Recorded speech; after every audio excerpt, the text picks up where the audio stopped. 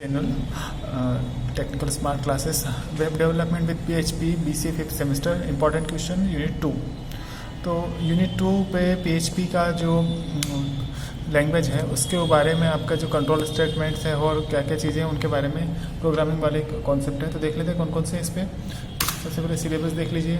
Mainly syllabus इसमें conditional statement, switch case और ये लूप और इनसे रिलेटेड है, और दूसरा फंक्शन है और कुछ स्ट्रिंग फंक्शन, कुछ इनबिल्ट फंक्शन के बारे में भी है।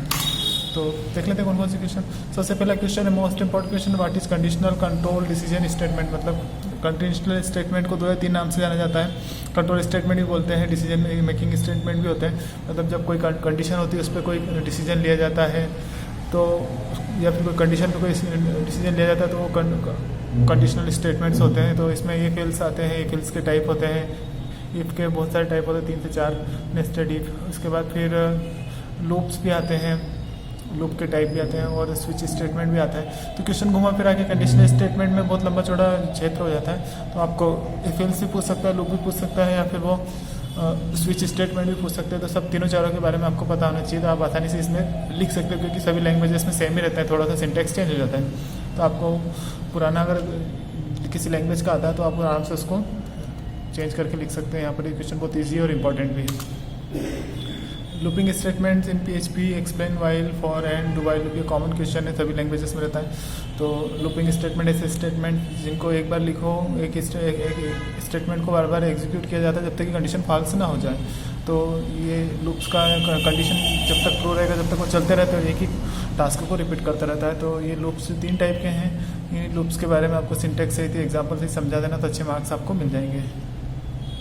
तीसरा क्वेश्चन थर्ड है break continue and exit statement PHP। ये जंपिंग स्टेटमेंट है, मतलब प्रोग्राम के फ्लो को अगर मान लो कंटिन्यू करते हुए कहीं और से इधर उधर उसको जंप कराना होता है तो ये स्टेटमेंट यूज़ किया जाता है। ब्रेक पार्टिकुलर एक जगह से दूसरी जगह पर ट्रांसफ़र कर देता है, कंट्रोल को कंटिन्यू स्किप कर देता है, और एग्जिट से हम बाहर आ जाते हैं। तो ये स्टेटमेंट को PHP में किस तरीके से यूज़ करोगे, एग्जाम्पल सिंटेक्स सहित बताना है। तो ये भी बहुत इंपॉर्टेंट क्वेश्चन है और इसी क्वेश्चन है जंपिंग स्टेटमेंट्स है पुरानी लैंग्वेज की जैसे। फोर्थ क्वेश्चन फंक्शन का बहुत इंपॉर्टेंट क्वेश्चन है। फंक्शंस बड़ी बड़ी प्रॉब्लम को छोटे छोटे टुकड़ों में डिवाइड करने की तरीका है। हम बड़े बड़े कॉम्प्लेक्स प्रॉब्लम को छोटे छोटे टुकड़ों में डिवाइड करके हम छोटे छोटे प्रोग्राम में मतलब फंक्शन में बना के हम उसको यूज़ कर सकते हैं ताकि हम उसको बार बार रीयूज़ कर सकें। तो ये फंक्शन का फार्मूला। फंक्शन 2 टाइप के होते हैं, एक इनबिल्ट मतलब लाइब्रेरी फंक्शन जो पहले से बने हुए रेडीमेड, वो जिनको हमको केवल यूज़ करना है, बनाना नहीं है। और दूसरा होता है यूज़र डिफाइन फंक्शन, मतलब हमारी रिक्वायरमेंट के अकॉर्डिंग जितने फंक्शन बनाना चाहे हम बना सकते हैं, हमारे अकॉर्डिंग जो लॉजिक्स हो बना सकते हैं। तो दोनों के बारे में क्वेश्चन पूछ सकता है। यूज़र डिफाइन फंक्शन क्या होता है, लाइब्रेरी फंक्शन क्या होते हैं। लाइब्रेरी फंक्शन या इनबिल्ट फंक्शन बहुत सारे फंक्शंस होते हैं, मैथ्स के रिलेटेड है, स्ट्रिंग से रिलेटेड है, डेट एंड टाइम से रिलेटेड है, तो और भी बहुत सारे फंक्शंस होते हैं। तो उनके बारे में आप एग्जाम्पल से पूछ सकते हैं वो। तो क्वेश्चन को वो घुमा फिरा के पूछ सकते हैं, फंक्शन के बारे में पूछ सकते हैं, डेफिनेशन पूछ सकते हैं, फंक्शन को कैसे डिक्लेयर करते हैं, कैसे कॉल किया जाता है, PHP में फंक्शन को किस तरीके से बनाया जाता है। तो ऐसे क्वेश्चन पूछ सकता है। फिर तीसरा क्वेश्चन ऐसे पूछ सकता है फंक्शन कॉल बाय वैल्यू और कॉल बाय रेफरेंस में किस तरीके से हम कॉल कर सकते हैं। तो कॉल बाय वैल्यू में वैल्यू से कॉल करते हैं, कॉल बाय रेफरेंस में हम उसको उसके एड्रेस से कॉल करते हैं फंक्शन को। तो ये क्वेश्चन एक फंक्शन का आपको इस तरीके से बनेगा कि तीनों चारों क्वेश्चन को घुमा फिरा के वो एक क्वेश्चन बना के पूछ सकता है, या फिर ऊपर वाला क्वेश्चन आधा पूछ ले, नीचे वाला आधा क्वेश्चन पूछ ले। तो फंक्शन का एक क्वेश्चन बहुत इंपॉर्टेंट है, आपको याद रखना है किस तरीके से इसको लिखना है।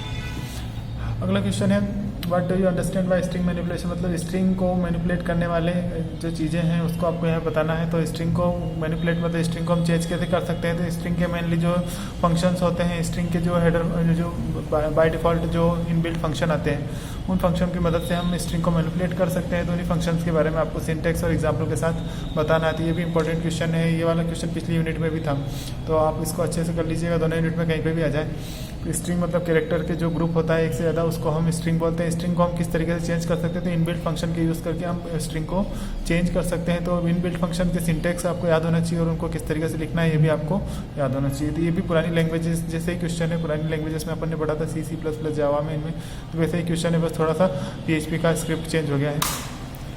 अगला क्वेश्चन है ये इनबिल्ट फंक्शंस क्या होते हैं। जब जावा PHP में जो इनबिल्ट फंक्शन होते हैं उनके बारे में आपको बताना है। तो मैथमेटिकल जो मैथ्स से रिलेटेड फंक्शन भी इनबिल्ट होते हैं, जैसे पावर, स्क्वायर रूट, इस टाइप से बहुत सारे जो फंक्शंस होते हैं उनको फंक्शन को आप कैसे यूज़ करोगे उनके बारे में बताना है। फिर डेट एंड टाइम से रिलेटेड फंक्शन, नाउ, प्रेजेंट, जो अभी नाउ करंट जो टाइम चल रहा है या फिर आज की डेट क्या है, इस तरीके के जो टास्क निकालने के लिए हम इनबिल्ट फंक्शन जो होते हैं उनको यूज़ करके हम किस तरीके से सिंटैक्स और एग्जाम्पल से आपको समझाना है। तो ये क्वेश्चन भी बहुत ईजी है, आप इसको भी कर सकते हैं, तो ये भी इंपॉर्टेंट क्वेश्चन है। और इस तरीके से ये आपके 6 यूनिट 2nd यूनिट का जो क्वेश्चन थे वो कंप्लीट हुए। Thank you for watching.